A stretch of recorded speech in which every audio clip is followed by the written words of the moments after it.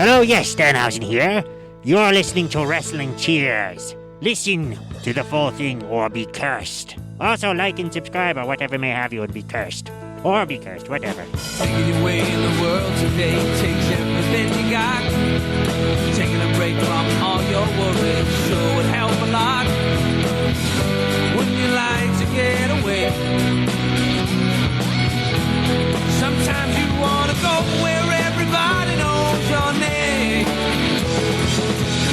And they're always glad you came. You want to go where you can see that troubles are all the same. You want to go where everybody knows your name. And welcome back to Wrestling Cheers, where everybody knows your name, especially during spooky season. This is Wrestling Cheers. We like to talk about things going on in Northeast Ohio independent wrestling scene. We preview shows, we review shows, and sometimes we even have interviews along the way. Well, technically not going to be talking about any of that, just going to be talking about a little bit of horror movies. I'm your host, Justin Summers, and Wrestling Cheers is brought to you by the Midwest Territory. Please rate, review, and subscribe your ever listen to this fine podcast, whether it be Apple Podcasts, Google Podcasts, Stitcher, TuneIn, YouTube, Spotify, iHeartRadio, Pandora, Amazon Music, or Podbean, WrestlingCheers.podbean.com. Find us on Facebook, Twitter, and Instagram, Facebook.com/WrestlingCheers, Twitter.com/WrestlingCheers, Instagram.com/WrestlingCheers. Email, if you so choose to desire, WrestlingCheers@gmail.com. Like I said, we're going to be talking about some horror movies, just in general. And of course, I'm talking horror movies I got to have on Stacy. Hey man, how's it going? Going good. Yeah, I figured we can talk about horror movies because, yeah, I don't really have anything planned, like interview-wise. There's no shows. Well, preview next week, but that'll be rather fun. than take an easy week off, you're still giving the people content. Look at you, Summers. Yeah, I got some weeks that I want to take off, so I'm gonna save those. Got you. And I've been watching a lot of horror movies. The man only gives you so many vacation days, huh? Yeah. Damn the man. I know, fuck him. But I've been watching a lot of horror movies, and I need an excuse to talk about them. Right on. What have you been watching, man? Well, the theme that we've been doing for this year is watching horror movies that either neither of us have seen or just one of us haven't seen. And so far, we've only been going with movies that we've owned. There's some on streaming and some that we could buy, but we haven't necessarily gone that far yet because we had at least decent amount that maybe we plan to watch another year and haven't got around to it, or all that kind of shit. So it's we have a good amount that we can still sit down and watch. That's cool. So you're just kind of going through your own collection and filling in holes where there are things that you probably should have seen already. Oh, yeah. Cool. And there's some that are fairly big. Oh man, that movie is not a horror movie. I realize that he turns into a little kid into an adult, but that's not. I did have a friend that tried to make an explanation why Napoleon Dynamite's a horror movie. Oh? I don't remember the ins and outs of it because I will not watch that movie. So I didn't bother. Okay. I didn't bother paying attention. Got you. Yeah, I figured there's a way you can make anything you can flip it to oh man, actually it was a, whatever you want to. My favorite one of those things is, have you seen whoever it was that recut the Mrs. Doubtfire trailer to make it a horror movie? I feel like I have, but I don't remember it, but the idea sounds like I've seen something of it. It's on YouTube. Just go watch it. But yeah, so you can, there's a way that you can flip anything to make it seem like a horror movie or it could have been.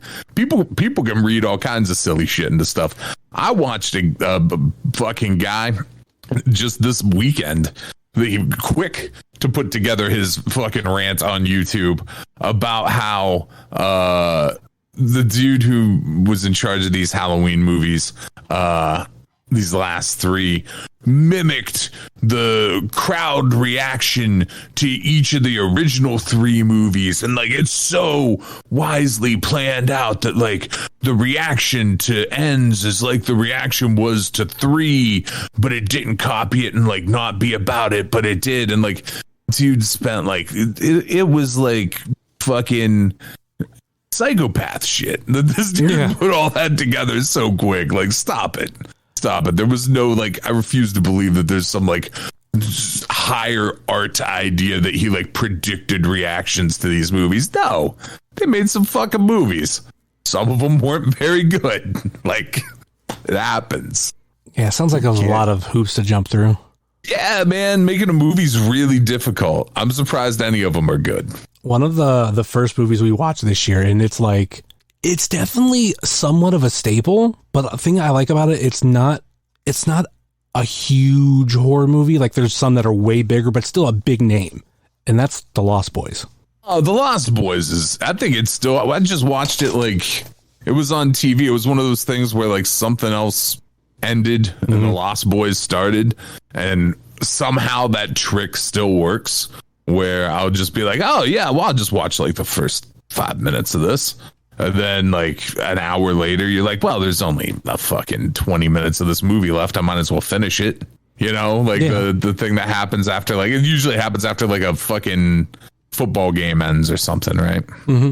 But yeah, I just watched Lost Boys the other day. It holds up mostly. I was about to say, for a movie that is as big as it is, like, it's not a Friday the 13th, it's not Nightmare on Elm Street, but it's still like a recognizable name. I knew very little about the movie. There are other movies I could never have seen, but I have heard enough about it that I can piece some things together. And when I'm watching it, I'm just connecting the dots of like anything that I missed. The only thing I knew going in was the Coreys were in it and vampires. That's it. And like Lost Boys, so like the thing you have to remember about it is one of the few examples of where it happened a lot like in the late 90s, early 2000s with like a slasher side to it. But a big part of Lost Boys was it was like a teen movie, right? It was sort of made to appeal to that demographic, like the people who would have been into the Coreys. You know what I mean? Like, if you look at the dudes who were the vampires, you've got a pretty big star and a dude who became a very niche star in that same time period in that group, you know, with Alex Winter and Kiefer Sutherland. So it's that movie specifically, like the fact that it is still held kind of in the regard that it is speaks to how well it was made, because it was really just designed to be like, you know, throwaway teen movie to grab some dollars. You know, the fact that it survives and like License to Drive doesn't have a giant fan base says something about that time period. Like, you know, and the effort that went into making Lost Boys a little bit better than it probably was meant to be. And being able to watch it this many years later, like, still got a lot of enjoyment out of it. Right. Well, and Lost Boys is one of those great things that you can, you know, if you're concerned about, like, especially if you're trying to show shit to like your kid or like, you know, a kid, the idea of like, what can they handle as far as horror goes at certain ages? Lost Boys is a great entry point for like a preteen, I think. You could probably have watched The Lost Boys and it'll be maybe scary to them. Although, who knows? Kids now have access to fucking crazy shit. So, you know, I don't know what a 12-year-old has really seen or what that entry point looks like, I guess, so well. But there was a time, certainly, where Lost Boys was a good, like, place to put a toe into the water. Stuff like it and like Monster Squad. Yeah. You know what I mean? Like, those are like that next step up from like seeing like a Garfield Halloween special, you know, like, oh, well, I've seen a Treehouse of Horror and a couple of Garfield things and this fucking Disney Halloween Town movie. Oh, and now I'm going to see The Lost Boys. Yeah, I would think like a big difference of the time of like just kids watching those type of movies is compare the video games then to Five Nights at Freddy's now. Well, yeah, man. But so that, I mean, that's a technological difference too, though. I mean, when I was a kid, there were horror video games. There were spooky games. There was shit that wasn't even supposed to be spooky in some games that was. You know what I mean? We had like Castlevania and shit. It just didn't have good graphics because nothing did. I think the only game that ever scared me was for the Super Nintendo. It was Dungeon Master, which is like a first person point of view game, and like for me, like I'd never really experienced that, and like how to play it I had no idea. And then when I learned walking around, and when I first came up to like enemies, which some of them are like skeletons, and like how the pace that they walk, like it kind of like scared me a bit. But yeah, that's true. But I was saying like even like horror video games have gone a long way to where it's vastly different. A horror video game now is like playing a movie. Yeah. I remember how mind blowing it was to me at like, I think it was probably like 17 or 18 when Resident Evil came out. And I was like, holy shit, this is like being in a zombie movie. This doesn't even feel like playing a video game. This is amazing. And then like a year or two later, Silent Hill came out and blew my fucking mind again. Yeah, those were like, to me, those were like huge stepping points. Yeah. Especially for like horror video games. I think as a whole, I've never really got into horror video games. Like the only one that I can really say that I played, and it was just more recent thing, and that was the Friday the 13th game. Oh, well, dude, but that's also the one that I've played the most. Mm-hmm. And I don't play that many video games because that game was fucking great. Yeah. That is the best horror video game that has ever been made. That Friday the 13th multiplayer game fucking rules. And it's a shame that, business bullshit got in the way of that thing continuing what could have been fucking really cool. And it seems like those same dudes, or some of those folks are involved in this Texas Chainsaw game. So hopefully it's every bit as good as that was. There's also a Killer Clowns game. So I think I did hear about the Killer Clowns game. I don't remember hearing about the Texas Chainsaw game. Yeah, there's a Texas Chainsaw game that's coming that's almost exactly like that Friday the 13th game. Like there have been a couple of times, if you look in the Pod Van Dam Discord, there have been a couple of times where I think like Josh and maybe Butters have posted links to stuff. It looks good. Looks like it'll be fun. I'll own it. The one I haven't heard much about is the Killer Clowns. I don't know if it's out or if it's coming out or what the deal with it is, but I feel like I heard something about it a couple weeks ago, but I don't remember what I heard. Yeah, it doesn't matter. I can't have it on our Xbox. So why is that? Oh, dude, there's zero. I would never get to play it. Like, I can't run the risk of Pam walking in while I'm playing fucking Killer Clowns game. Can't happen. She's terrified. Wouldn't work. No, there's no clown shit in our house. I managed to get away with watching the movie for the first time. And she came home in the middle of it and was kind of fine with it because it was just more like, oh, you're not home or she's not home. I'm gonna watch this movie. And I think she came home from work like right in the middle of it. Yeah, she like we'll be looking through fucking shit to watch on a streaming service, and if that cover is there or it or Terrifier, I don't know if Terrifier's on anything, but there's that other shitty clown, whatever that one is. There's a bunch of those shitty clown movies. But if any of that shit is there on screen, I gotta like hurry up and slide past it real quick. Yeah. Like if I leave it stuck on that screen for a minute, she'll be like, dude, can you move the screen? Like what? As she's not looking at it, like her head turned. It's real fear. Like it's wild. I don't know that I'm afraid of anything the way she's afraid of fucking clowns. Amanda's that kind of that way with clowns. It all depends what. Like I did have a thing where I had her sit down and watch the It miniseries, and then we went to the theater to watch both of the recent ones. Oh, dude. Well, if she watched all that shit, she's definitely not afraid of clowns. Not the way Pam is. I'm just outing all Pam's business to the public. I guess that's fucking. I guess you all know now. So everybody come to the AIW show dressed as a clown. Make it Pam's personal fucking nightmare forever. Come dressed as a clown or a bottle of ranch dressing. The others, that's whatever. But no, the clown thing is real. I think maybe with Amanda, she's gotten more used to it.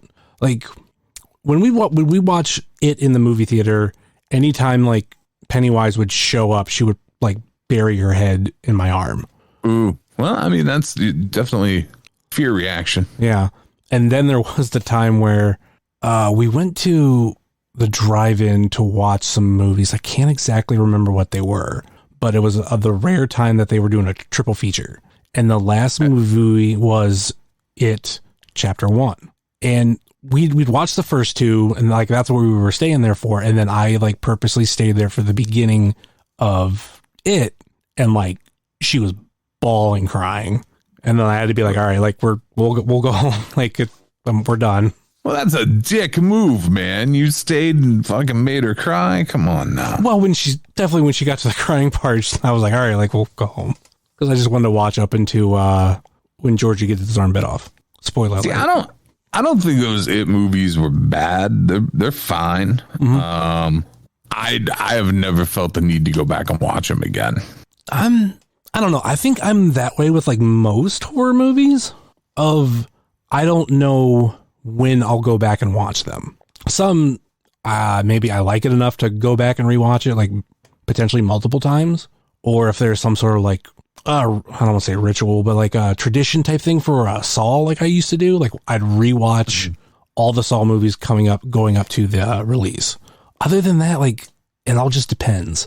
Like I'd rewatch Trick or Treat. I think that's a fun fucking movie. I think almost every year I rewatch Halloween 3, but there's other movies that I don't know if I could like it, be like, oh, I'm in the mood to watch it. It has to be like a good gap in between viewings where I'm like, yeah, I haven't seen this in a while. Let me sit down and watch it. I don't know, man. And this isn't me being like a purist to that TV movie version or anything, but like the new one is fine, and it's certainly a better quality movies than that TV series was. But I just think that Tim Curry better. He was just better. The movie's not better, but I just think he was, and for that movie, that's kind of what matters to me. So if I were going to rewatch it, I would rewatch the TV one, but it's solely for the version of Pennywise, and I guess probably nostalgia because it's the one that I watched when I was a kid. Yeah, you know, there's like a good debate on like which Pennywise is better and like going by certain aspects of it. I think with the movie's more accurate to the book. Yeah, so it's definitely more. Like Pennywise itself is more scary because that's the point of him, but clowns aren't supposed to be scary. So that's where like Tim Curry gets an advantage, but it's also, there's some like really weird things that in like his part where it's just like, all right, that's like too silly. Like the library scene. But part of that's what I think is the charm to the Tim Curry version. Mm-hmm. I don't know. It's you know, everybody's gonna have a different opinion. Yeah. When it comes to that stuff, they're fun. I don't know that there is a big draw for me to watch either version. You know what I mean? It's just not it would never be my first choice. I think like, if it was like, hey, we're gonna watch a movie, I would never be like, you know what we should watch? Fucking 3 hours of It. Well, that's kind of where I was about to go. Of like, okay, you got the 3 hours of that one, but also the combined. If you want to sit down and watch both of the other, like I don't know exactly what it adds up to, but I'm going to guarantee it's more than 3 hours. It's probably close to 4, if not. But yeah, if not more. But yeah, well, yeah. I mean, have you ever read that book? It's very thick. A lot of pages to that book. Very, very thick. Yeah, I've never read it, but I've seen it enough to go like, yeah, that's a big ass fucking book.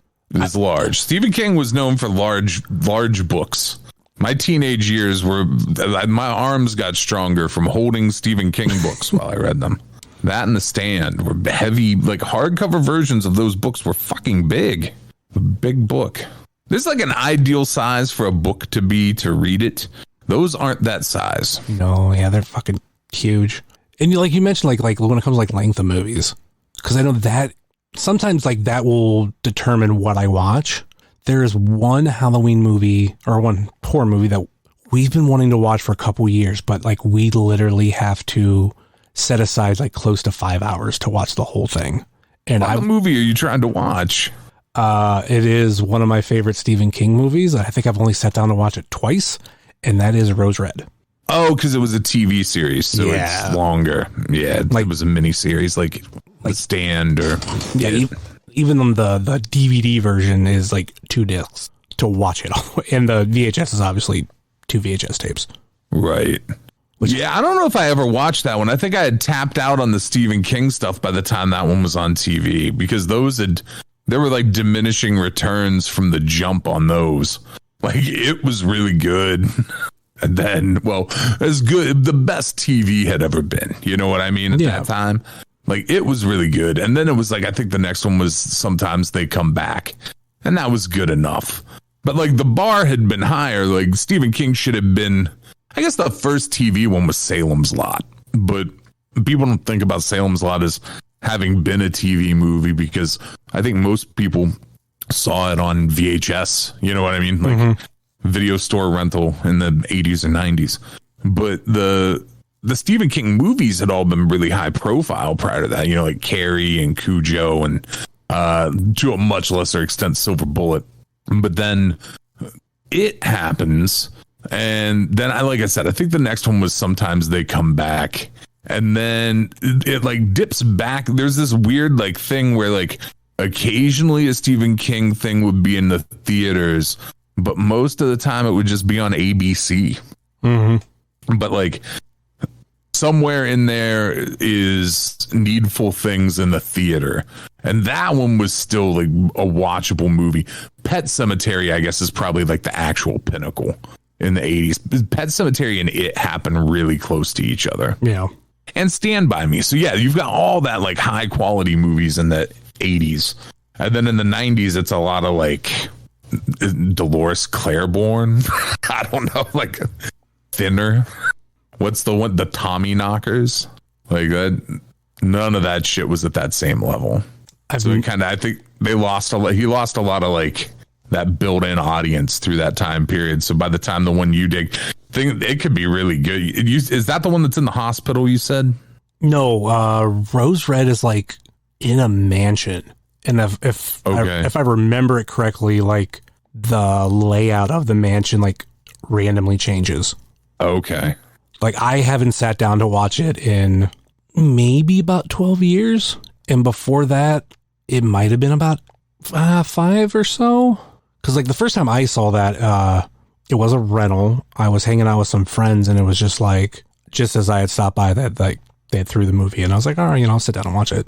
And obviously, like, how long that, like, fucking movie is, like, to a point of, like, we had to take out disc 1 and put in disc 2. Right. And, like, realizing, like, oh, yeah, this is a long fucking movie. But even when I rewatched it, however long ago, it was the same kind of thing. So now, like, I really want to sit down and rewatch it because it's been so long. I don't remember as much.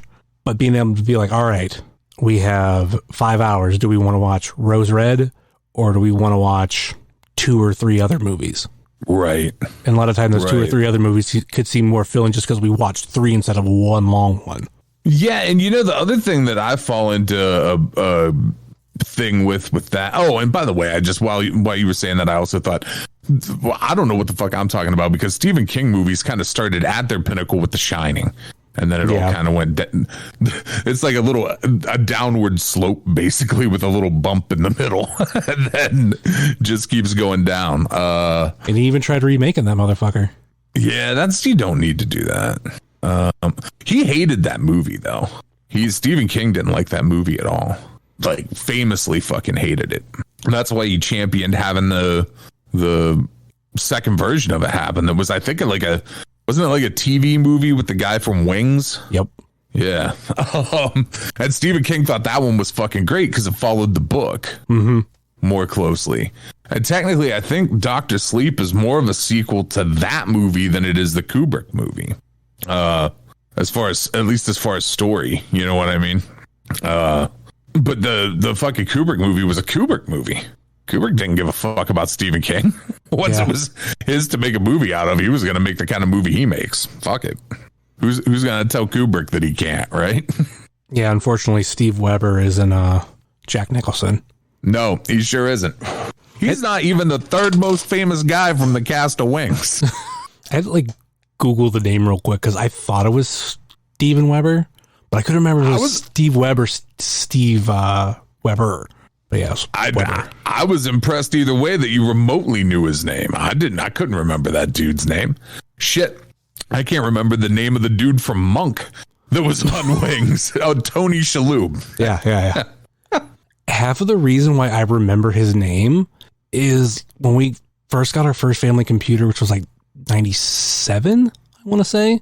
We had some like computer disk that had him on it. It was like maybe like teaching you how to use the web or whatever. But I remember seeing Tony Shalhoub teaches you how to use the internet? No, Steve Webb. Oh. Steven Weber. Oh. Steve Weber, yeah. So seeing his name so many times, like I remembered that. Yeah, now to see that sounds like a logical career path for Steve Weber is Wings co-star to introduction to your PC instructional video. Not Tony Shalhoub. Tony Shalhoub had like a little bit of a career. And what's that other dude's name? The dude that was in the Spider-Man movie. Fuck, I forget his name. I knew you were going to bring him up because that is like the other big name from Wings. Of course, when I Google Wings, not just the show pops up. I should have figured that out. Wrong move. What you got to do? Thomas Hayden Church. Yeah, Thomas Hayden Church. That's who it is. I guess he probably is the most successful guy from Wings. Tony Shalhoub is probably the most name recognition, but yeah. Thomas Hayden Church was in way better shit. Like he's like a legitimate actor. I feel like Wings is like a really popular show, but who? Not remember. RJ like, City? Like I don't know. I remember the show. People will still like talk about it, but it's nowhere on the radar of actual like big shows. No, because it wasn't. Like it wasn't like a huge show. I mean, it was on NBC, so I mean, but that wasn't like Wings wasn't like a big thing. I don't even know how long it was on TV. Not long, I don't think. I think it might have just been a few years. Well, it had 172 episodes, 1990 to 97. Huh. Well, he was on it for 5 years. 123 episodes. Looks like he might not have been in the last season or two. That dude was in 2 great movies. One of them bringing us back around to what you wanted to talk about, which is horror movies. He was in Tombstone, which isn't a horror movie, but it's a fucking great movie. And he was in Tales from the Crypt Demon Knight, which I fucking love that movie. I've never seen the Tales from the Crypt movies. Oh man, you got to. So the second one you don't have to. The second one, Bordello of Blood, is whatever. It's fine. But it's like Dennis Miller. It's not. But Demon Knight is fucking good.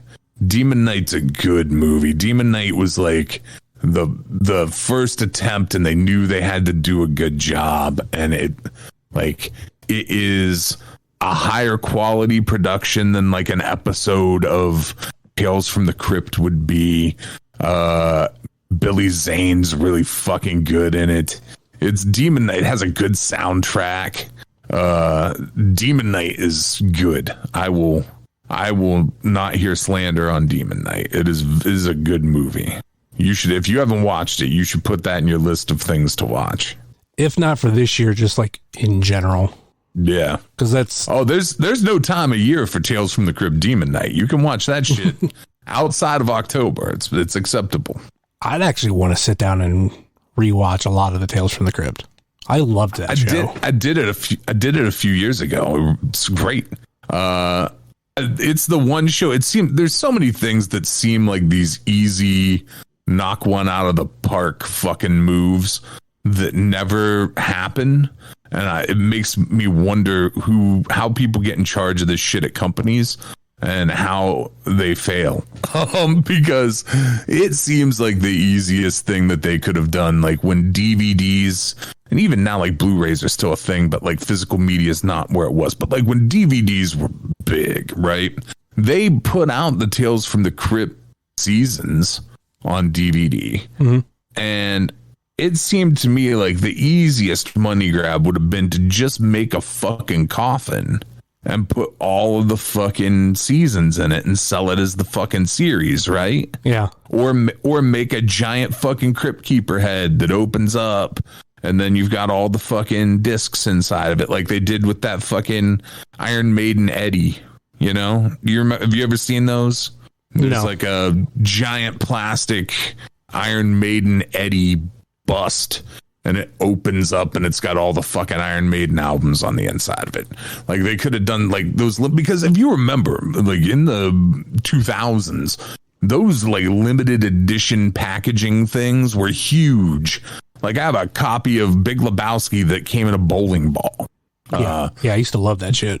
Yeah, they never did that with Tales from the Crypt. And I don't know if it's because it's like a weird shared ownership with Fox and Warner Brothers, HBO, whatever, or what the deal with it is. But yeah, it only got like weird, semi-shitty DVD releases. But I rewatched it a couple of years ago. It's fantastic, man. It's one of the best shows that was ever on television. It's got the DVD releases, but I think what they were going for, because like I had to like Google it real quick. Eventually, I want to buy this entire set, but it looks like with at least just the spine, or maybe a little bit with the cover too, they went more of the comic book approach. Yeah, that's what they did. Yeah, but which is fine and that looks cool. But I just like big gaudy bullshit special packaging. And it seemed like one of those things that would have been like easy money. Like they just left money on the fucking table because they could. I don't know. Yeah, it could have been a different set too. Like I have the Dexter box set and on DVD, and that comes in like a blood slide case. Now, if you get the Blu-ray had a completely different set type thing to where it was basically it was something that I don't know the exact word for it because he was a blood spatter analysis to where if he wanted to see how like if you hit somebody in the head with a bat or like how the blood would splatter like that, it was like this kind of like mannequin type thing, but it was all white, and it's like this. It was like the shoulder up of one of those with with the discs in it. So like kind of like what you were saying, like they could have done the comic book box set and then done okay, here's this other set, or even going with like Ninja Turtles. They had a box set that was like a regular like case, like a nice big thick book, or they had one that was the Party Wagon. Right. So do you want one that's going to fit in your case perfectly, which half the time is what I really like, but do you have this one that like really looks cool and would look good with like if you have like a certain collection? So yeah, that would be really cool. Right. And I mean, I know that all that stuff, like there was a cost to make it, but also like there is some shit that came out in that time period where I know that special packaging shit wasn't costing them that much to do. Mm-hmm. Because there's a dude, Coffin Joe. Do you know who Coffin Joe is? No. Yeah. Most people don't know who Coffin Joe is. Coffin Joe was a Brazilian horror movie director who was more than a director. He was a producer and a writer, and he was like an Orson Welles type. I'm doing this whole production myself. Coffin Joe. And in that time period, there was a Coffin Joe box set that sort of looked like the Misfits box set, where it was like coffin shaped, like the Misfits, like that best of box set, or the complete Misfits set. Yeah. But that Coffin Joe box had like a fucking nice wooden box and shit. And nobody knew who the fuck Coffin Joe was. Like, I don't even know how, like I think that thing was limited to like 1,000, and I don't know that there were 1,000 people that, let me look at what mine says on the back. Oh, it was limited to 10,000.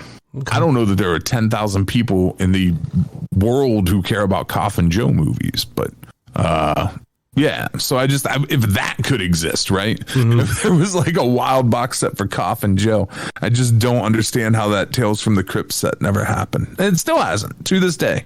There's never been an opportunity where you could just buy like the whole series at once. I mean, no, they have a regular box set, but it's, do they now? They didn't used to. It was still just individual series, individual seasons. It's the one of those types of box set where it's the individual seasons in a box. You know what I mean? So it's just the same seasons you would have. It's the same thing. They just put it in an extra box. Yeah.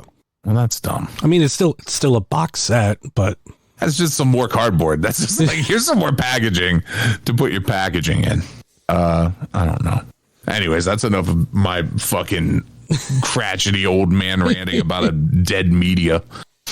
Just stream it. Everything's streaming now anyway. Fuck it.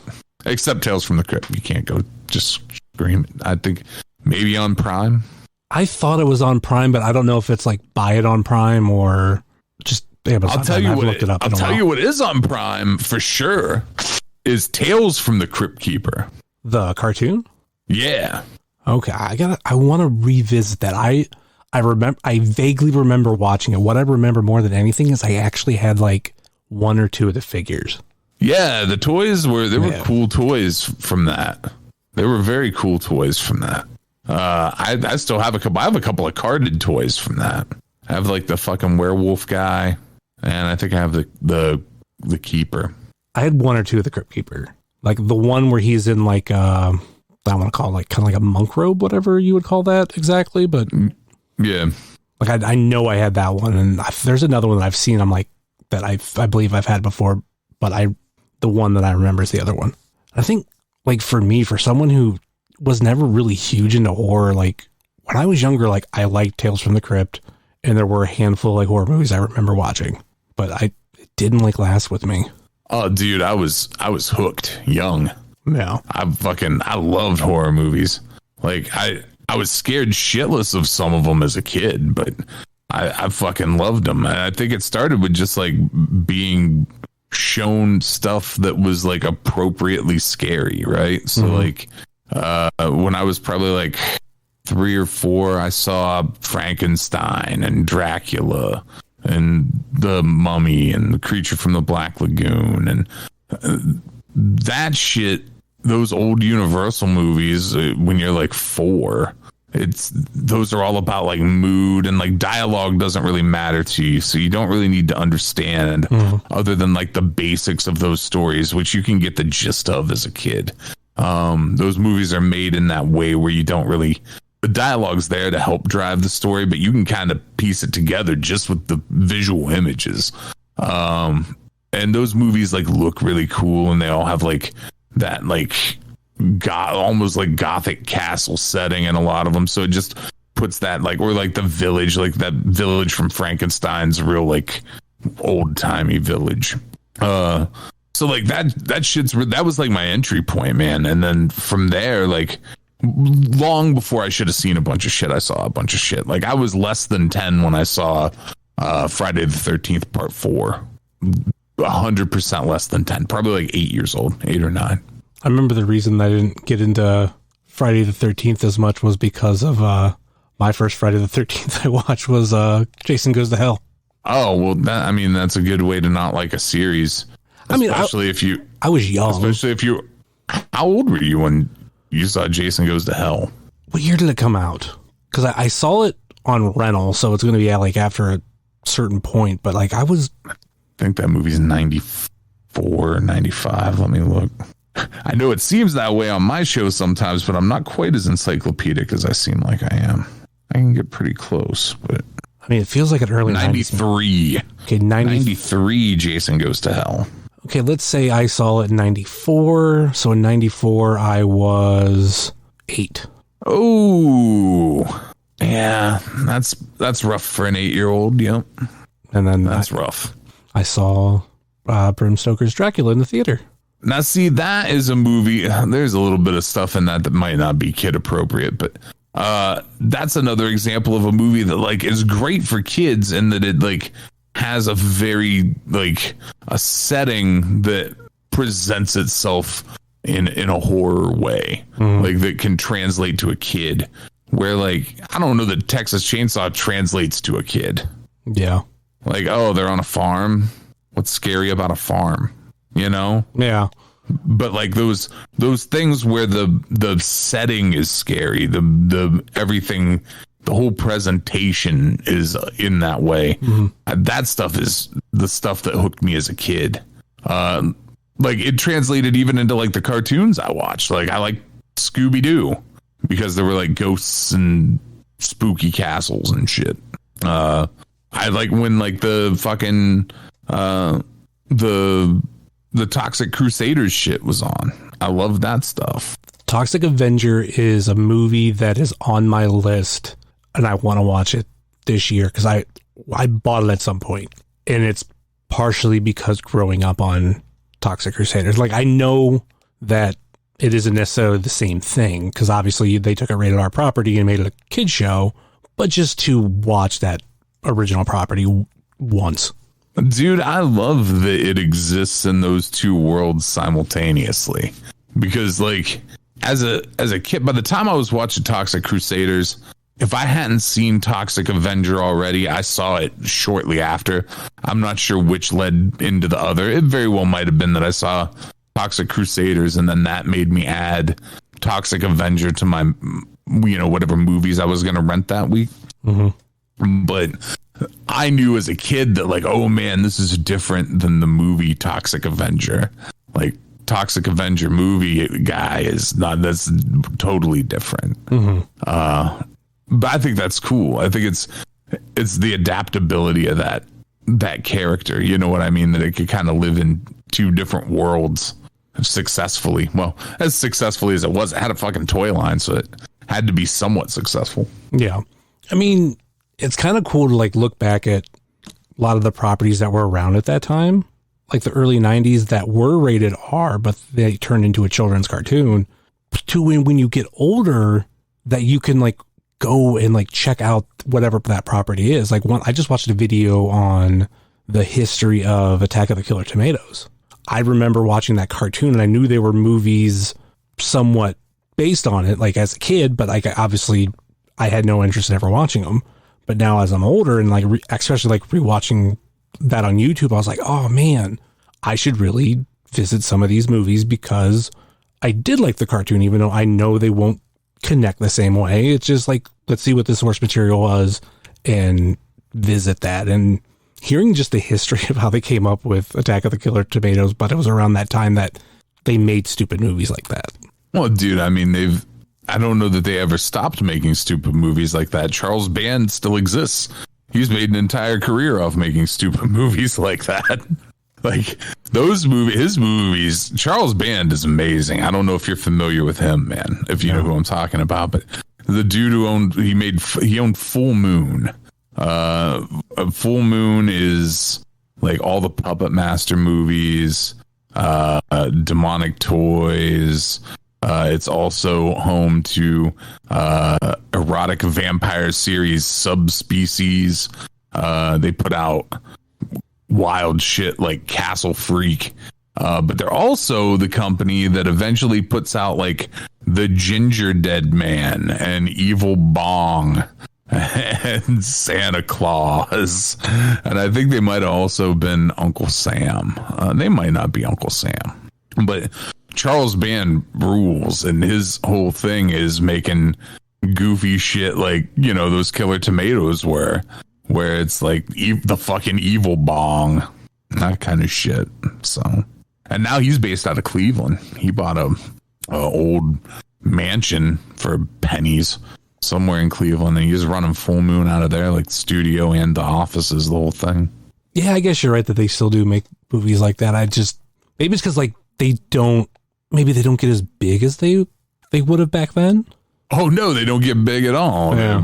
Fucking maybe at Walmart or maybe at, you know what I mean, but probably straight to Netflix. Yeah, or wherever, mm-hmm. You know what I mean, wherever they can get it, or just fucking digital, period. I'm shocked that some of these companies are still making physical media. I mean, I'm glad they are. Mm-hmm. I don't want to see physical media die because physical media is important. Physical media means that nobody else is in control of what you have access to. Yeah. I love streaming. Don't get me wrong. I fucking love streaming. But people regularly say shit like, oh man, I wish this was streaming, but it's not anywhere. It used to be here, but now it's not there anymore. And like that all comes down to like streaming rights and this and that. Yeah. But it also comes down to what these places, they all run off algorithms and they all have people that are just like crunching numbers all the time. Mm-hmm. And because it's gotten to be that kind of giant business, right? Like the business of Netflix. At some point, we're going to get a documentary, probably not a Netflix documentary, about Netflix. And it's going to blow people's minds of like, because I imagine that the people who were equipped to make a company that was like, hey, let's mail people DVDs. Let's just be like the world's biggest video store. I'm pretty sure those folks weren't equipped to be a movie studio, you know? Like, yeah, I think that's probably a jump, right? Like, so like, I just know that there's got to just be nightmarish shit behind the scenes at Netflix. Like, that's just got to be a fucking absolute nightmare. But yeah, so like, those folks can choose whether or not, like, they look at these algorithms, they look at the numbers that are given to them, and it determines what they're going to put money into, what they're going to pay for the licensing rates to have out there. And so some shit's always going to fall through the cracks. There's always going to be shit that is going to get lost. You know, there was a time when like everything was getting released on DVD, or if things weren't released on DVD, there were companies that strictly would go through and try to find old shit that had been released before on Laserdisc or VHS or Betamax or whatever its last physical media presence was, and they would get the rights and make sure there was a release on DVD, to where at this point I think probably 90% of everything that's ever existed since television, right? So there's old silent film shit that's gone. There's stuff that's just gone forever because the film stock's gone, you know. It wasn't saved, especially in television. If you're talking television before like probably the mid 60s, there's a good chance that there are shows that just don't exist anymore. Like that film stock was just fucking thrown away. Oh yeah, there's a chunk of Doctor Who episodes, like from the original run, that are, you know, missing because of how the BBC stored their film footage. Yeah. So with the advent of DVD, almost everything that has ever been released was released on DVD. So there's that like static record, right? But with streaming, there's shit that's just never going to find its way there. So if you want to have that shit, if you want to know about that shit, if you want to have access to see that shit, physical media still matters. I would still, like, if I have my choice between just going on a streamer and being like, oh, hey, I can just click this button and this thing plays, or if I have to go hunt for where the fuck my DVD of it is, and then the fucking DVD player remote hasn't been used in 6 months and the batteries are dead, and you know how, you know, the cycle of bullshit that's going to go into me watching the DVD. If I can just be like, oh, Hulu, it's on there, and hit play, that's way better. But I don't want to see physical media die out, and I still buy some occasionally just to make sure I'm funneling a little bit of money back into it, so that it doesn't just go away because companies go, oh, hey, there's no money in this anymore. Let's stop that. I think we do have the benefit of, we have so much physical media that all of that is at least not going away, at least not anytime soon. You say that, but shit does, man. There's attrition to everything. So like that whole one man's trash is another man's treasure. You've got to understand, like put it into perspective that like right now we're not like that far removed from VHS. And when I say we're not that far removed from VHS, I mean that in my lifetime as an adult, my friends and I made horror movies that we made copies of and sold on VHS ourselves. And it wasn't looked at as like, oh man, those guys are selling old VHS tapes. It was still like, it was a dying media, but it was still a valid media in like the early 2000s. And then really quickly around like 2005, 2000, maybe even 2004. But it wasn't in the stores anymore. You know what I mean? Where it had its own like small little section. Like there's a shelf. I was going to say 2004, 2005. That's when it's like on its last leg and they're trying to get rid of shit. Sure, but you could still buy a VCR. Yeah. You could still walk into the store and buy one. And by like 2008, 2009, VHS tapes, you couldn't fucking give them away. Like you could buy them so fucking cheap because why would you want to watch a VHS tape and a VCR that you got to fuck with tracking, and then you got to fucking worry about if it's going to eat the tape and blah, blah, blah, blah, blah. And there's a DVD player right here, and my fucking PlayStation's a DVD player, and I've got this fucking portable DVD player that somebody gave me for Christmas. You know what I mean? Like, it was just like, oh, DVD. Everything. My computer takes a DVD. I can watch this thing anywhere. Yeah. Why do I care about this VHS tape? You could walk into thrift stores back then, and there would be a stack of VCRs. They would quit taking VCRs. You couldn't give them away. You could have bought VCRs $1 a piece, and somebody did. I'm sure somebody hoarded those motherfuckers and has flipped them for ridiculous money. Yeah.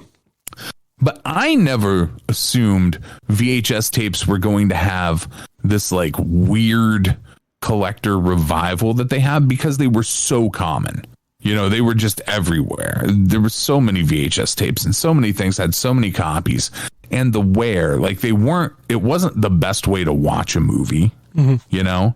And most of it was in like the aspect ratio for an old time television, not, you know, widescreen. You know, there were very specific VHS you had to buy if you wanted to watch something in widescreen. So I just never saw any value to it. But I know a bunch of people who just like went every time there was like a video store that was going out of business. They would go raid them. They would go like yard sales constantly, just buying VHS tape. You used to be able to buy them for like a quarter, 50 cents a piece at the exchange. They were just taking up space. Oh yeah. There was no real value to them. And, you know, over time they became these weird collectors things. It's a nostalgia mixed with whatever that increased this whole VHS popularity. But it's wild to me what some of that shit sells for now. And what I know in my lifetime, I could have just like went and bought it. Like, oh, I could have had all of this for next to nothing. But my point in all that is that, like, you say, oh, we have all these DVDs, they're not going to go away. Some of those VHS tapes just got thrown the fuck away. Like, all of this stuff eventually like gets in the hands of someone who doesn't want to deal with it, doesn't know what it's worth, and it just gets fucking thrown away. Or they get worn out, or they break, or they, you know, XYZ. So like, and they're not making new ones, you know? So like it all eventually goes away, and DVDs are going to hit that point too. There's going to be that point where like there's certain DVDs, certain stuff, there weren't a lot of them to begin with. So every time one of those goes away, that thing gets exponentially rarer. And with that rarity with collectors, you know, automatically increases value. I think for me, what I was trying to say was like that point can happen, but the rate that it will take for, and I'm saying all physical media to go away. I mean, it would take a lot, but so like, I'm not worried about, Dr. Dolittle not being available or you know, Lord of the Rings, but there's a bunch of movies that shit will always be on streaming anyway. The stuff that matters, where like copies of it, having copies of it and it existing in physical media that matters, are those little fringy movies. You know what I mean? Like right now there's a fucking horror movie I love, Intruder, right? And it just kind of popped back up on streamers in the last 6 months, but for a long time it hasn't been on there, and there aren't a lot of copies of it on DVD. I own one, but you know, that movie could eventually just kind of get lost. And it's more famous than a ton of movies that, you know, can just kind of get lost to time. So I don't know. I guess I don't know what my point in all that was, other than physical media fucking matters, I guess. Oh yeah. But, well, like 2 examples of stuff recently is, number one, how long could you not stream Bloodsport? Oh, dude, it was forever. Like you couldn't even buy it digitally for a little while too. No. I mean, you can pirate it. Yeah. That's the answer to everything too, is, oh, well, you can pirate it. Yeah. Yes, you can. But like, Bloodsport was not available streaming in any legitimate legal way forever. And also, like, going with like conversation that Pam and I have a lot, Spice World, it's still not streaming anywhere. Now Son-in-Law was that thing for a long time. Yeah, it's another one. I watched it recently only because I I think I had it on DVD. I think I had an old DVD copy. But yeah, Pam has a VHS copy of that she bought off Righteous Jesse. Nice. Yeah, the thing that I love about physical media is the fact that there are those things that either aren't streaming, whether it be music or movies, that I know like I can watch no matter what because I own it, or listen to it. Like for an example, like you can listen to all of Kiss's catalog streaming except for one album. Not that it's any good, but Sonic Boom. You have to have a physical copy of that because it is not streaming anywhere. And I think, I mean, that's me not knowing anything, but I think it's because it was a Walmart exclusive release, and for some reason, that's restricting it. Oh, I forgot there was that time period where Walmart got a bunch of people to be like, yeah, it's a good idea to let this fucking censoring company be the only place that you can put our music out. Well, that's also Kiss, and, you know, they don't have a parental advisory album. Granted, there are some, like, maybe was it Psycho Circus and Revenge kind of get a little more edgier, but yeah, Revenge for sure. I mean, but they were always, dude, you say that they don't have a parental advisory sticker, but I would like to point out that there are at least 2 songs on that first record about fucking anal sex. 2, not 1, 2 songs. So, like, yeah, do they say fuck? No, but they do talk about butt fucking. Doesn't get in multiple songs. Doesn't get edited off the album. Songs about fucking statutory rape on Kiss records. Come on. So, like, that was like a real performative thing with Walmart, where they just wanted to appeal to a certain demographic by being like, oh, we don't allow no fuck talk on the records at Walmart. We sell them good, clean Christian versions. Which is silly to me. It was always silly to me because there was, you know, you sell movies and you're not selling a censored version of the rated R movie that's in the next aisle over. Mm-hmm. And if we're going to really worry about what a fucking problem could be here, over in your gun section, you have guns and ammo and like a fucking 22-year-old dude who's hungover. Yeah. Like, I don't know that he's going to be the most discriminating as he sells shit to people. You know, I don't know. Not that I'm anti-gun. That came off anti-gun. I'm not. But yeah, just the hypocrisy of Walmart. I fucking hate Walmart. But yeah, being able to have like any type of thing that just because you can't find it on streaming, being able to have some way to watch it. I mean, that's really important. I think it's super important. Even if you have to go as far back as VHS. The thing I like about VHS is if I want to watch a particular movie, I won't necessarily care the format it's in. If it's, you know, an aspect ratio thing, my TV has an auto format, or it's giving me the square, which I'm fine with. But it's the ability to watch it for potentially like as cheap as possible. If it's something I've never seen before. Right. Now, for me, a big thing is like, so I guess if the best way that a movie's available is VHS, I will take that. Hopefully it's not a pan and scan of it. Yeah. Which that's just the fucking most miserable. That was one of the biggest selling points in DVDs was you were getting all of these actual, you know, 16:9 ratios. You were getting movies in the way they were supposed to be seen and seeing parts of movies you hadn't seen before.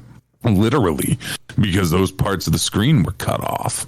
But now that's a thing I think now that people take for granted is that like, oh, when you watch a movie, you get to see it the same way it was in the theater on a fucking screen designed to look that way. Mm-hmm. Where like, you know, there are whole things that would get cut out of movies when you would watch them at home on VHS on an old square TV. I mean, that harkens back to an old debate of widescreen and whatever the other version was called. I don't remember anymore. Full screen and full screen. Yeah. Like I had an ex that anytime like she bought movies, like she bought full screen, and I was a widescreen person to a point of like, I think I had some of the DVDs after the breakup, like in particular, like Saw, like I was going through the whole franchise and I was like, you know, full screen. I'm like, fuck this. Luckily these are super cheap at the exchange and I'm going to go buy widescreen versions of it now. But that's one that I feel bad for anybody who like still has any of those DVDs. The full screen DVDs. Yeah, and they're my favorite were the people who couldn't wrap their head around how widescreen was showing you more of the picture. But they couldn't get their head around the fact, but there's bars at the top and the bottom of the screen. Like, yeah, well, there's a bar on the left and right of the screen when you watch it that you're just not seeing. It's just not there. Like, this is the full image. Film looks like this shape. Did we learn our shapes? Let's talk about our shapes. This is a square. The way I always looked at it, like, if you're watching something like that and you're like really concentrating on the bars, you're not watching the fucking movie. Like, if you're just sitting down and watching whatever movie it is, like, you won't be paying attention to that. You'll be paying attention to what you're watching. Right. And then eventually people, as it becomes common knowledge, accept it. But you have that weird period with all that kind of shit where there's that dude who's convinced he knows better. Yeah. And it's like, man, you can't fool me. I know. It says full screen. How can there be more than a full screen? Gonna cheat me out of part of my screen for my money. You know, you grew up in Ravenna. You know who that guy is. And I know multiple of those guys. Yeah. All right. Other movies I've watched this year. I watched. Yeah, what else have you watched, man? For the sitting down for the first time and actually watching them all the way through, Child's Play 1 through 3. Oh, those are all good movies. I like all three of those. I think I seen 2 and 3 like on USA Network years ago. Like, you definitely did. Like, when I say years ago, I mean like I might have been like 12 or so, and I wasn't necessarily watching it. My dad was, but I might have been in the room. So like, there's certain things I halfway remembered, but if I were to have to tell you like what the plot lines were, I couldn't fucking tell you. Hot take for me when it comes to Child's Play, and I don't think it's popular at all, is that I prefer the background alone on the remake of Child's Play than the original. I like the idea that Chucky was programmed to be like that instead of the voodoo shit. Right. Well, I mean, in fairness, in 1988 or 89, voodoo was more realistic than a robot. Yeah.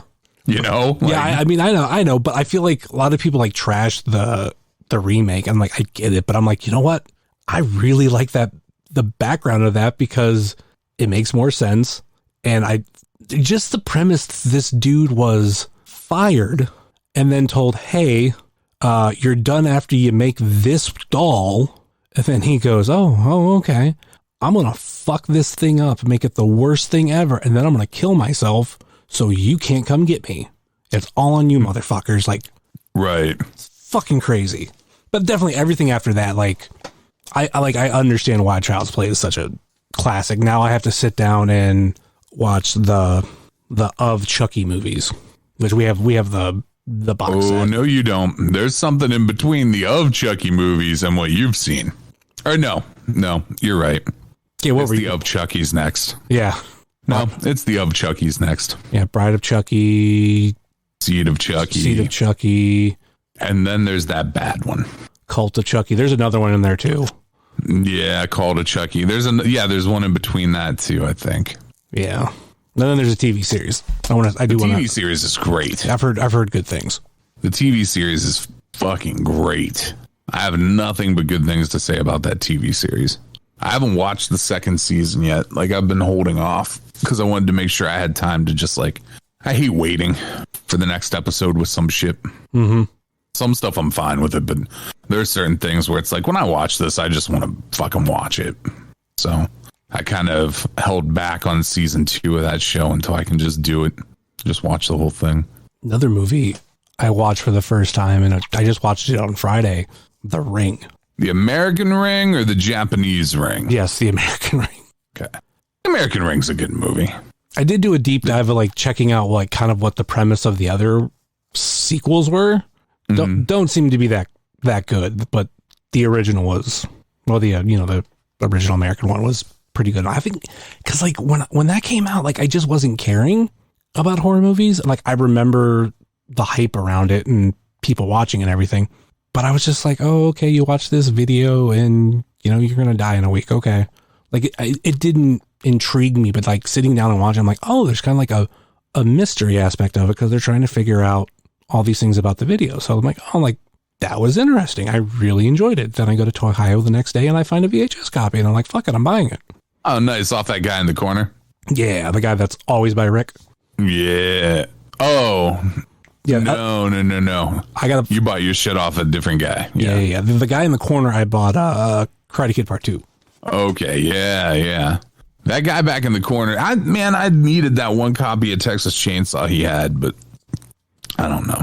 I just couldn't justify the price for what it was because it's not important. It's not like a Media Blasters cover, and it's not like a big porno box. It was just like one of the standard retail ones, but it's just one I didn't have, and it was a decent condition. But the thing that I liked about the case for the Ring, it's like a clear plastic case instead of like cardboard. And like at this time, like this is like when DVDs are starting to become a thing. So like you got to find out like little ways to like stand out. Was it a clamshell case or is it a slide in? Slide in. It's a plastic sliding case. Yeah. Wow. Yeah, I have a couple of things that are in like those that are later things that are in those plastic clamshells. And those were usually for like if something was getting a widescreen release and it hadn't yet, and it was like a big deal, it would get one of those. But that's cool. I don't know that I ever noticed that thing had a plastic like sleeve on it. I think they made a regular one because I did see one later that same day. That was the case was definitely a little bit different. Ironically enough, a friend of mine messaged me on actually Instagram, said like, "Hey, do you want any of these?" And it was just all these pictures of some VHS tapes that either they had or someone they knew had, and the Ring was in there. And I was like, of all the movies, that would be the only one I'd want. But I just bought it today. So, right. but it was clearly like a different case. I could tell it was like a regular cardboard one. Yeah, I was, when that movie came out, I was at a very pretentious stage in my life where I was hip to Japanese horror. So I had already seen the original. Same with like The Grudge, all that stuff that got remade, all the Japanese stuff that got like American versions of it. At the time, I was like, "That's shitty. Who wants to watch an American version of it? It's shit.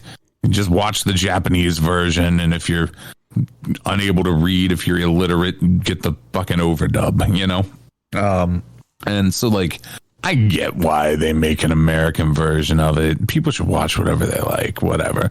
Make your own choices. I prefer the Japanese versions of all of those movies, but the American ones are fine, with the exception of, and it came a little bit later and it's not a Japanese movie, but Let the Right One In is a good movie. Let Me In is fucking garbage, and nobody should watch that. The American version of Let the Right One In was fucking really bad. Like, borderline not the same movie. I will take your word for it. Yeah, man. You should watch Let the Right One In. If you haven't seen Let the Right One In, boy, fix that. That movie's great. I finally got around to watching Cabin in the Woods. That movie is very good. I like Cabin in the Woods.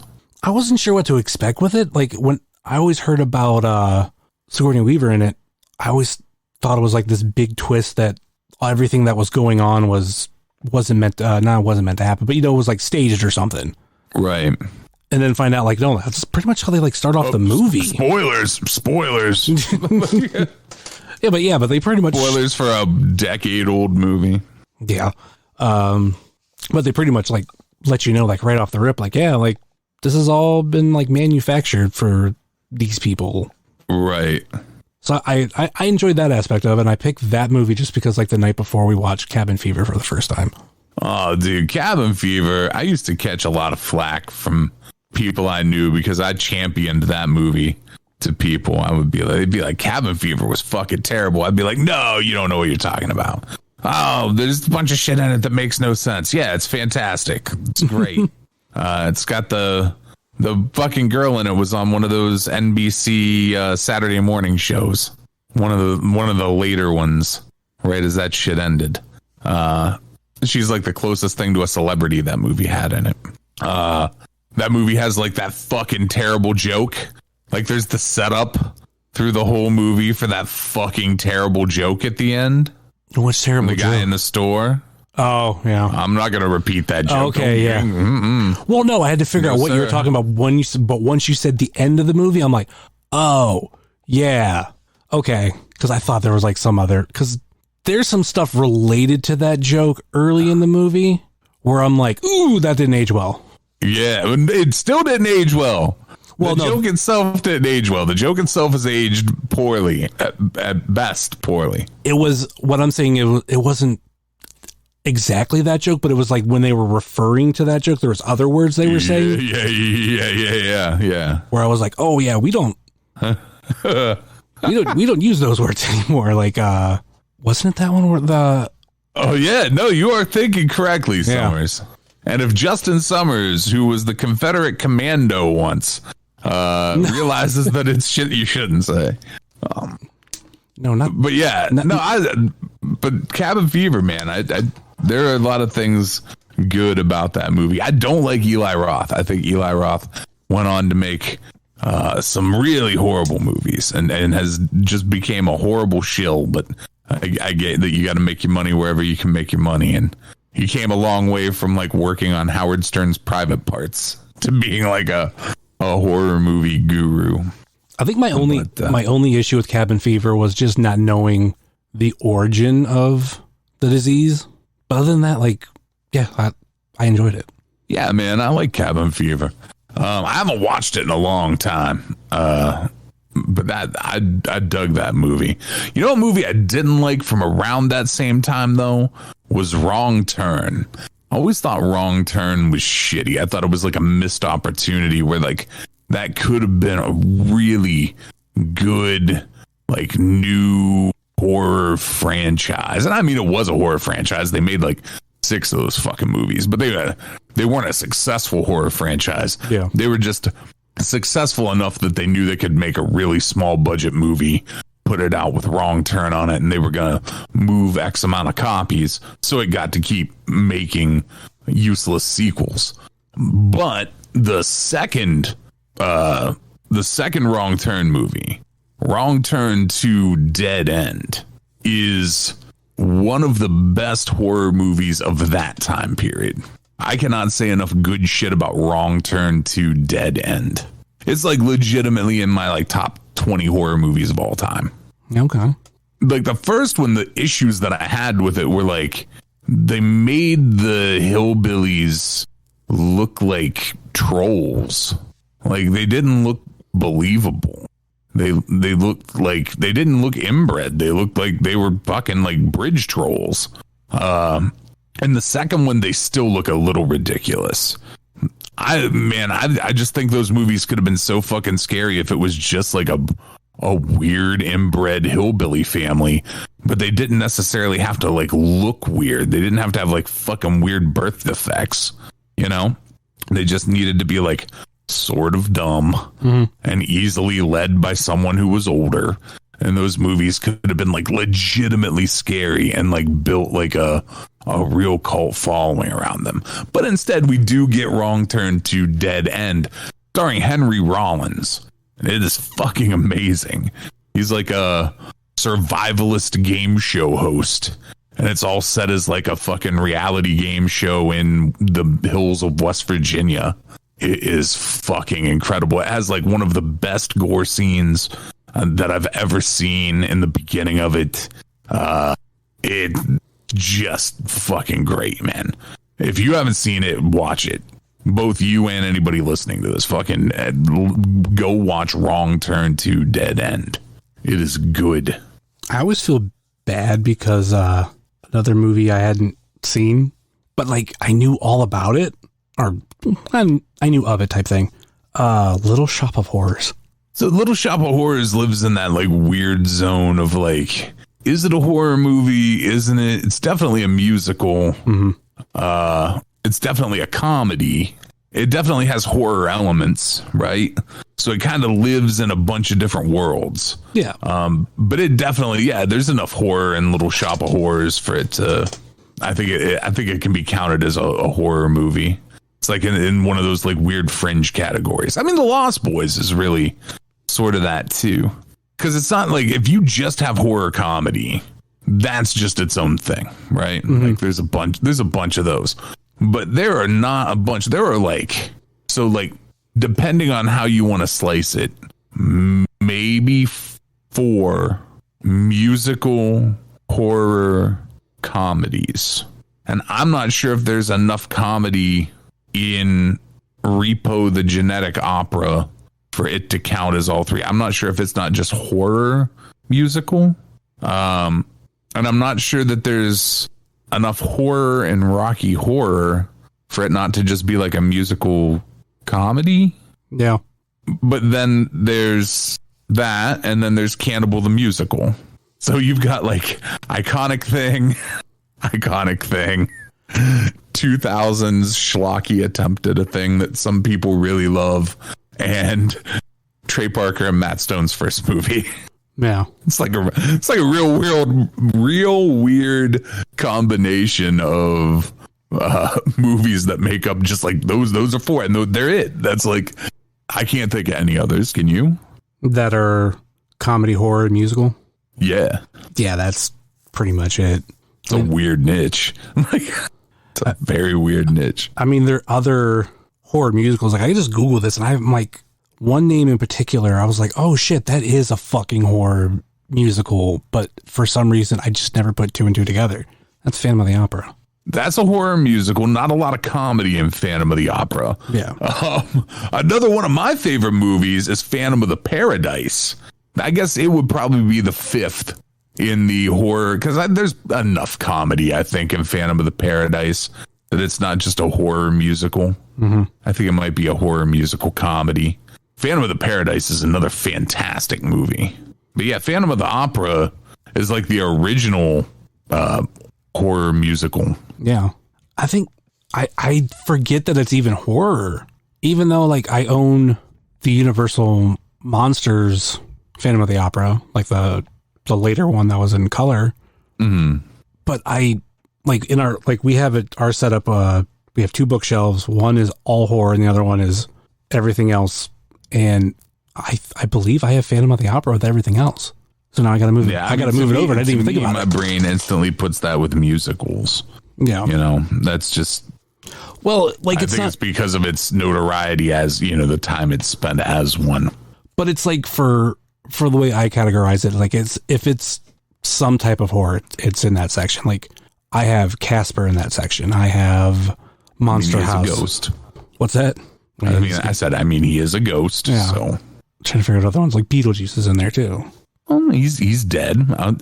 Beetlejuice has enough horror to it.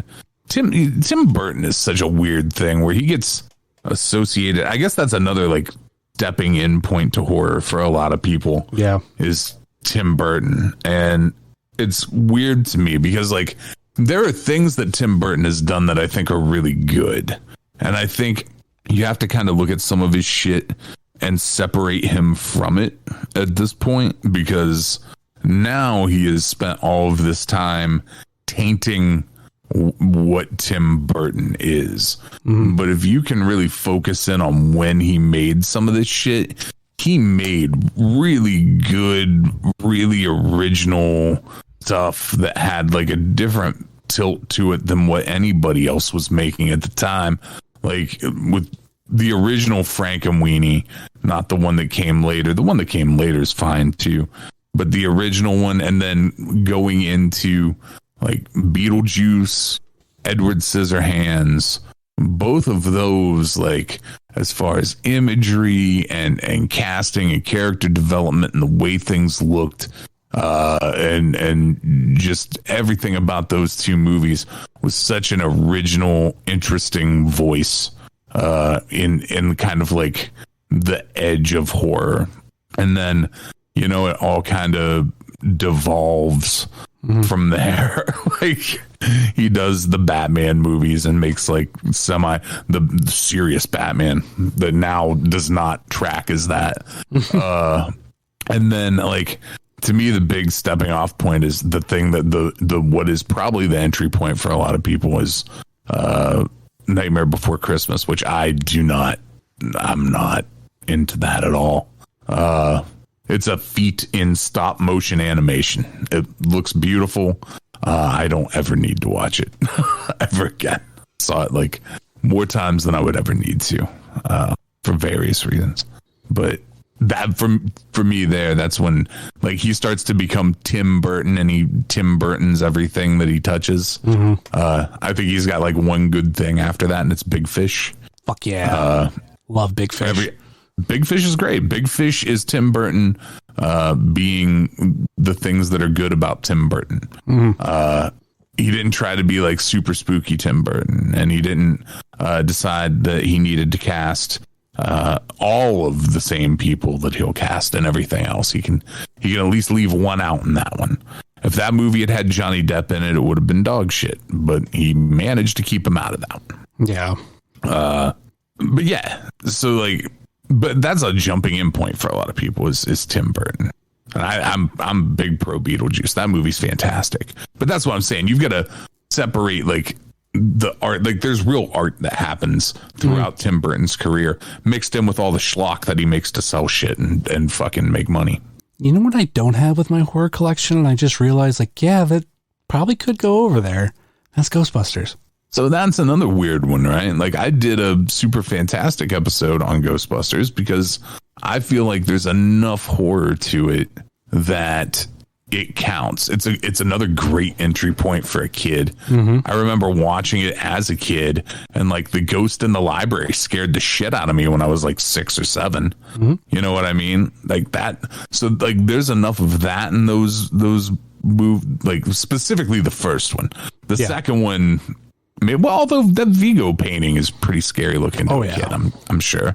But so yeah, I would count that shit as horror. Like is it horror comedy? Yeah, it's definitely horror comedy, but there's definite horror in Ghostbusters. It gets the pass for me. I think it's for me because I just think comedy and everything, but no, like it has the horror element, and I was on that episode of Super Fantastic with you. You were. Yeah, well, in horror comedy, man, I mean, it's a huge genre. It's a huge chunk of horror. And it might be my favorite. I mean, the shit me and my friends made were highly horror comedy. We didn't make like serious horror movies, you know? So that's my favorite. That's like the sweet spot in horror for me. Like, give me like fucking Evil Dead 2 or Tucker and Dale versus Evil or Shaun of the Dead. I love that shit. I think one of the movies that are on my list for this year is Army of Darkness, because we seen Evil Dead 1 and 2 at the drive-in. Okay. I bought them. I think we have them on VHS too, but then now we have Army of Darkness, and I want to sit down and finish it out. Dude, Army of Darkness is not a popular statement, because purists are going to be like, oh, well, the original Evil Dead is original Evil Dead's great. It's an achievement in low budget filmmaking. It let Sam Raimi put his stamp on shit, and it made a career for Bruce Campbell. Evil Dead 2 to me is a better movie. It's basically just remaking that same movie, only allowing it to be funny, and it made it a better movie. It didn't make it scary, but it made a better movie. And Army of Darkness to me is like the sweet spot. To me, it's my favorite because it's almost no horror. The horror that's in it is like ridiculous, like over the top shit. It's fucking walking skeletons, like Ray Harryhausen fucking claymation skeletons and shit. It's fucking fantastic. It's hilarious. I love Army of Darkness. You're going to love Army of Darkness. If you've never seen it, man, it's so good. Might have to watch it this weekend. There are so many little jokes in that movie. Me and my friends used to be able to recite that movie like front to back. Because that's the other thing, man. Now that like streaming's everywhere and whatever, you can just kind of watch everything, right? So you don't end up doing that thing that at least was like a real thing for me in like the 90s and shit, and even into the early 2000s, where like if you owned a movie on VHS, you would just like watch that shit over and over and over. Where like there are movies that I have legitimately seen 50, 70, 100 times because we would just like play the shit on loop. You know, we would just like, oh, let's watch that movie again. Oh, hey, what do you want? Let's just throw that on. Or you just throw it on in the background while you did other shit, but it was something to have on the TV, you know? So like Army of Darkness was one of those movies. There's actually a bunch of different cuts of that movie.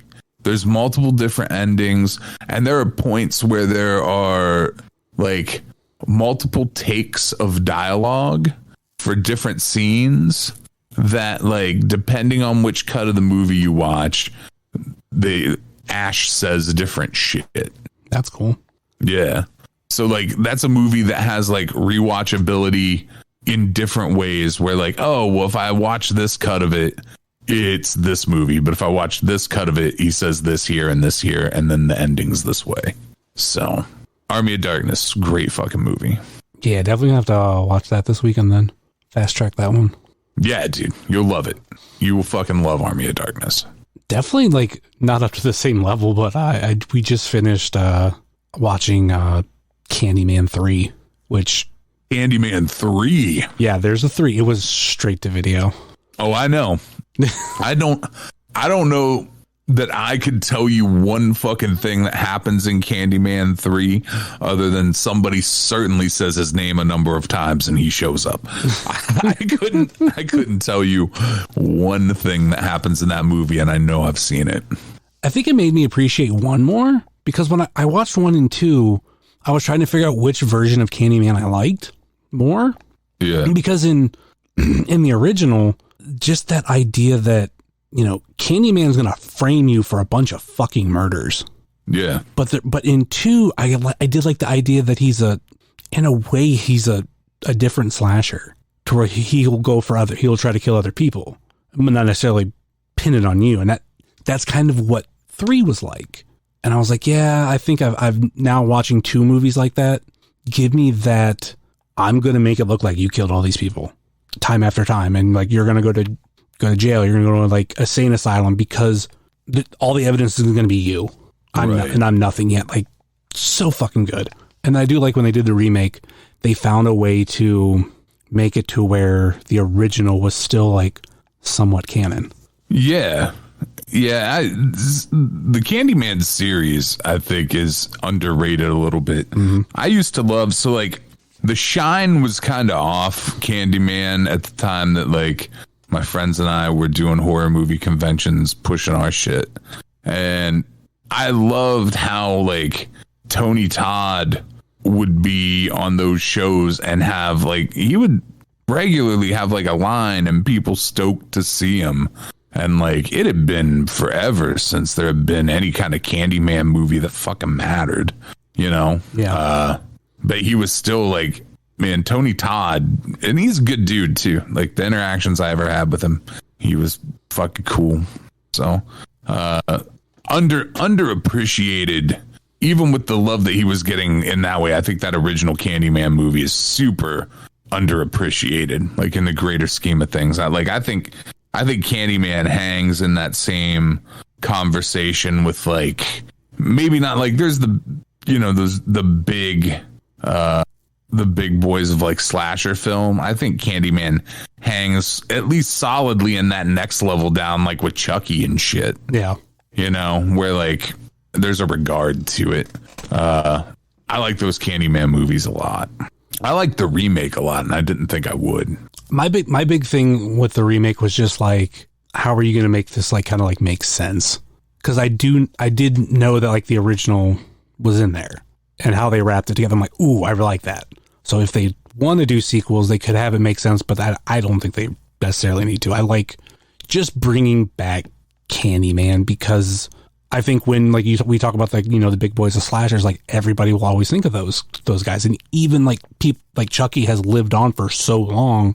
Candyman like literally like lived in the 90s, and after that, you know, wasn't really thought about much.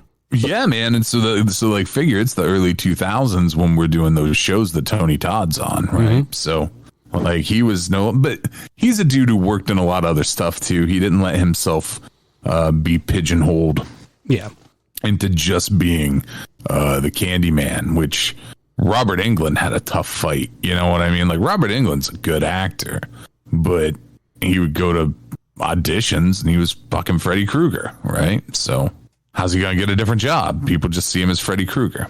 Tony Todd avoided that, which is cool. Trying to say Robert Englund didn't have a good movie in The Mangler? Oh, come on, man! I didn't say that he wasn't a good actor.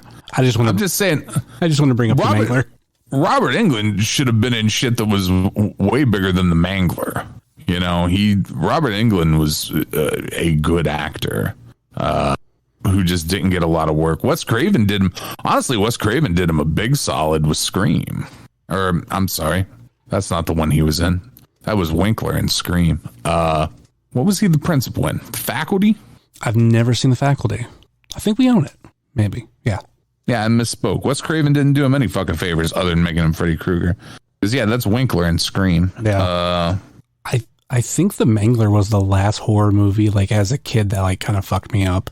And my dad, like, randomly bought that on, or rented it on pay-per-view.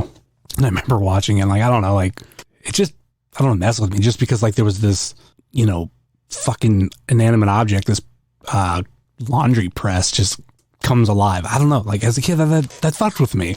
When I went back and rewatched it, like, a few years ago, I was like, oh, it ain't so bad. Yeah, The Mangler isn't rough. It was Urban Legend. Oh, okay. Urban Legend was the 2000s teen horror where he was a professor. I thought he was the principal. He was the professor. But that was like one of the few times if you look at his IMDb, it's not a lot of opportunities for him that weren't horror. Mm-hmm. But he was, truly, I think Robert Englund was a really good actor who just didn't get a lot of opportunities. But I mean, I'm sure he has no issues with the kind of money that he could put down just scribbling on a piece of paper because he was Freddy Krueger. You know what I mean? So yeah, I mean, that's fucking typecast. And I was just reading something on Bela Lugosi, and that's what, you know, he fucking suffered from too. Like, after he was Dracula, it was really hard to get out of that fucking shadow. Yeah, I mean, how could you? To the point of, like, he redefined what Dracula was. Yeah, absolutely. In my mind, that is, like, still to this day, that's if somebody says Dracula, that's what I picture. I don't picture the 90s Bram Stoker's Dracula. I picture Bela Lugosi Dracula. All right. And I didn't realize that he did that in that same year. Robert Englund, man, you know, those Nightmare on Elm Street movies were big, like huge movies, right? Yeah. And Freddy versus Jason was still like, that was a huge deal. That was a big movie. When that came out, that was a big fucking deal. But within 2 years of that movie, he's doing like 2001 Maniacs. And he did, both of these movies are very good. But he did Hatchet and Behind the Mask, The Rise of Leslie Vernon. He was in both of those movies in 2006. And those are like not low budget, but they're not big budget, you know? I think both of those were maybe fucking direct to video. It's just wild to me. That reminds me, they were going to do, what, Candyman versus Mike Myers? No, they were never really. I mean, so in that time period, I think there were a lot of studios who were just kind of grasping at like, oh, that thing made a bunch of fucking money. What two guys can we put against each other? Mm-hmm. And there were like a bunch of rumors of shit. But I don't know that there was ever a real conversation about any of that stuff where it was just like, you know, there were rumors that there was going to be like a Pinhead versus Michael Myers. Because I think Dimension had both of those at one point. Mm-hmm. There was talk about putting like Ash into that shit too. Mm-hmm. People got real thirsty for trying to make that shit happen. And there were a lot of rumors, but I don't know that any of it was ever anything where there was more than just, oh, hey, what if we did this discussion about it? You know what I mean? I don't know that any of that was ever in any stage of actually existing other than a Freddy versus Jason 2, which I think probably would have happened, but sometime right around then or shortly thereafter is when the beginnings of all the legal issues with Friday the 13th started, where like who owns it, who owns what character, you know, how can, you know, and the original writers in a case against the original producer. Sean Cunningham, where now I think the way it got hashed out is the original writer owns Friday the 13th, or at least at that time he owned Friday the 13th, and he owned Jason Voorhees the child, and the mother is the killer, but Sean Cunningham owned Jason Voorhees, the star of 2 and beyond. And so I think that has, I loosely, there's been news about that lately, and I think that's sort of been hashed out, and there might be a new one coming, finally, the 13th one. But that's also part of what fucked that video game up, was all that stuff. Okay. Yeah, that whole franchise has been in licensing hell, basically since that remake, or the relaunch, or whatever that 2009 Friday the 13th was. Yep, I remember seeing that one in the theater, but I don't remember a fucking thing about it.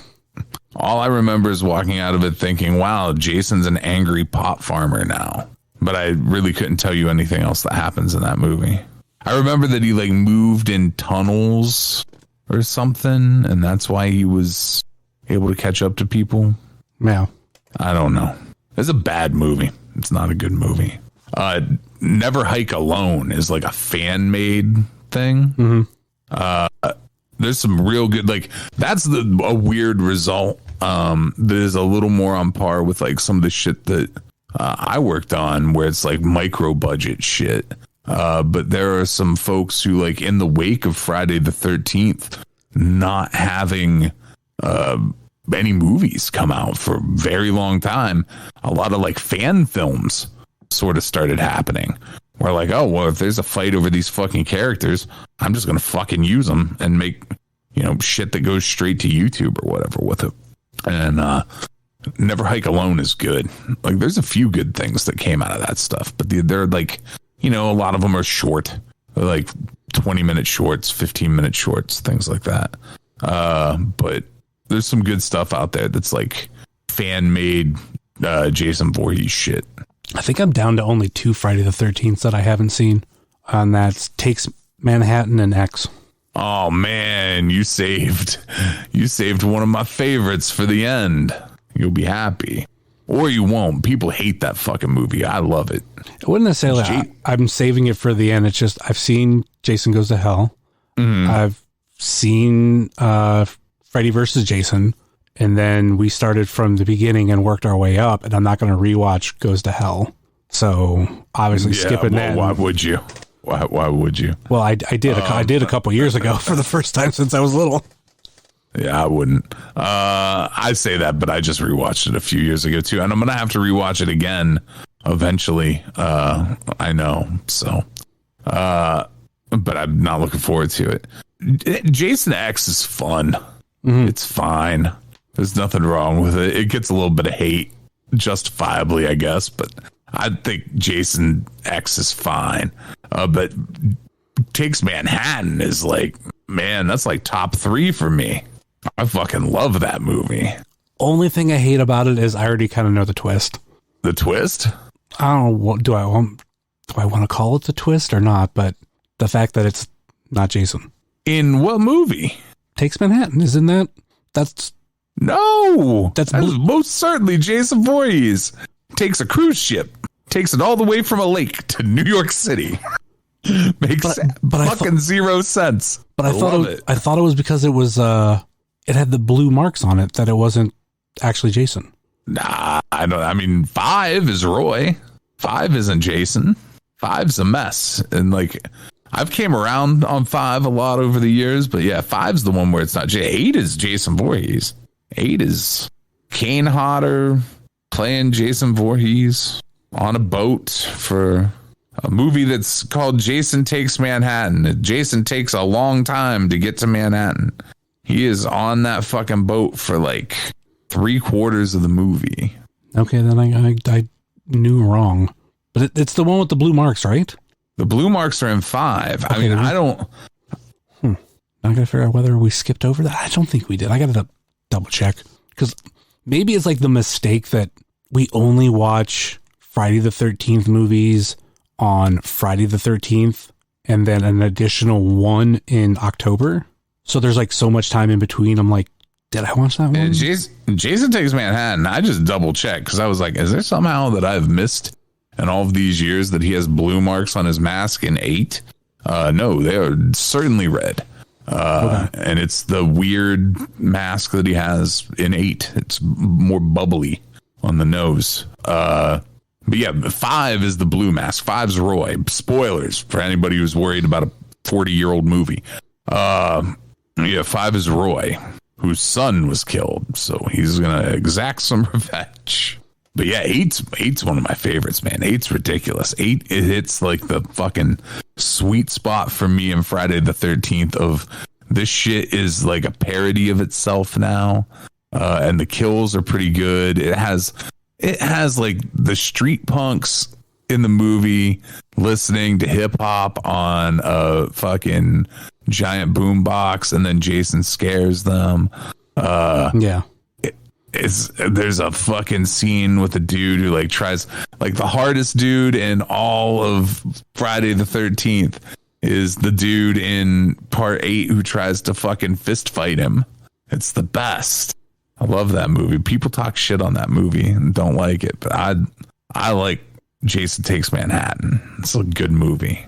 But if the one you actually haven't seen is 5 with Roy, that's a good movie too that I just spoiled for you. 40-year-old movie. You kind of already knew because you said you knew it wasn't Jason. What's crazy is like pulling it up on my Vudu, it says like watch again, and I kind of don't remember. It's easy to forget that you've seen part 5. A lot of people's brain chooses to block trauma out. So maybe you've blocked out that you saw part 5. Part 5 way plays up like the TNA too. Yeah. Like, which is cool, and nothing wrong with it, but it definitely plays on that side of it hard. But Jason Takes Manhattan, to me, is just like, it's damn near perfect. It would be the best Friday the 13th movie if the good folks behind the movies hadn't blessed us with part 4 and part 6. Mm-hmm.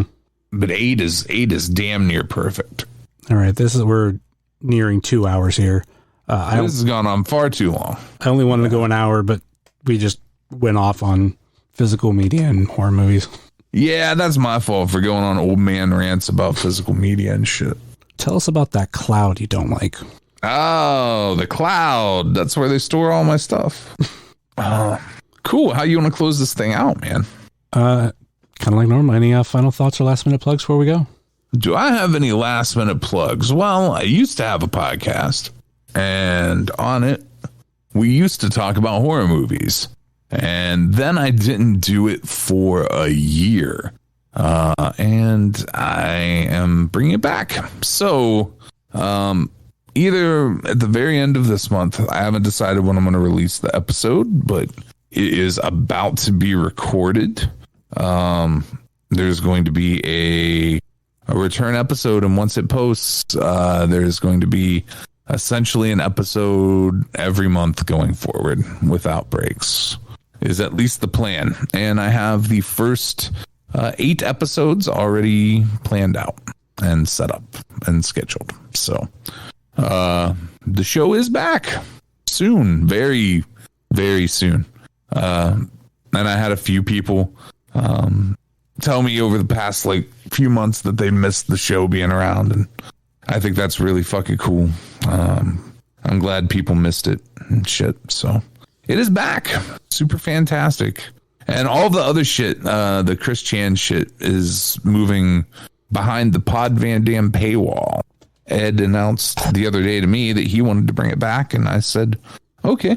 The documentary stuff on YouTube's back, so he says if that's okay to be there, we're okay to be there. So I guess we're back to talking about Chris Chan. So that's the stuff I got to plug.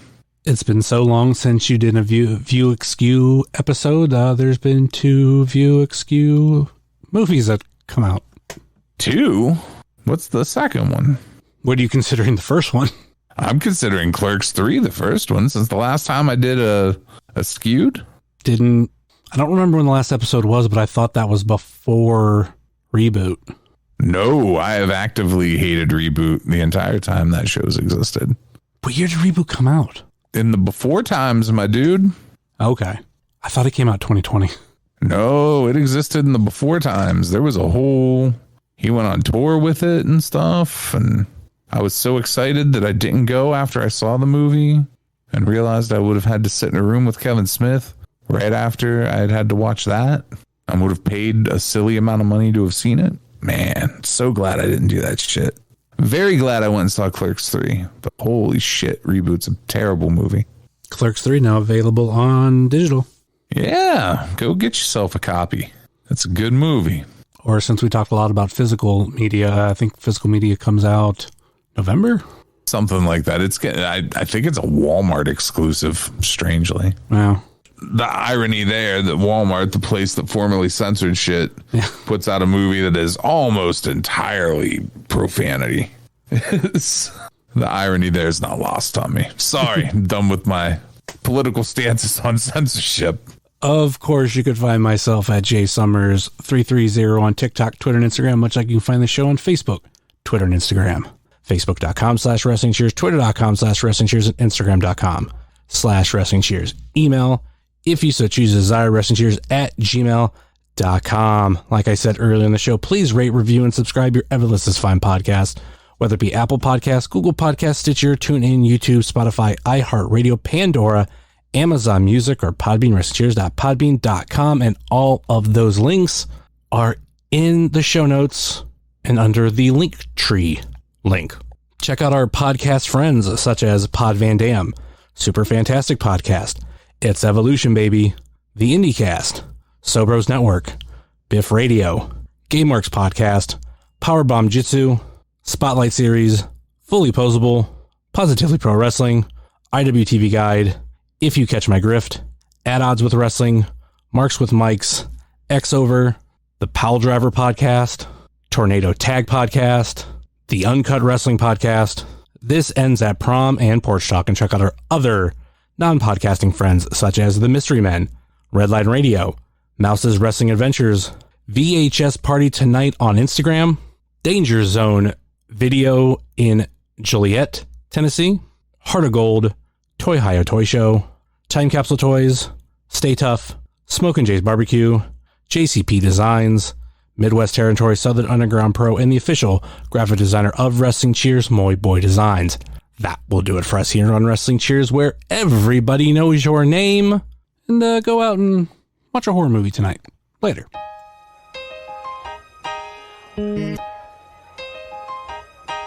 It's the Wrestling Cheers. Get up on your feet, brightening your day in the middle of the week. And you gotta love the show. Yeah, you know it holds a title for the best podcast talking wrestling in Ohio. Finishing a cold one, take a load off. We ain't all about the prohibition like Josh, so we cheers. And then we sit back. Other shows are in the trash, kinda like they Nick Stapp. Like the name is Matt Justice, wearing all the gold. Wrestling Cheers is coming to a close. The #1 podcast going in the game. And one day everybody's gonna know the name. It's the Wrestling Cheers. This is Platinum Max, signing off. Ohio, good night. The world, good night. We love you. We'll see you next week.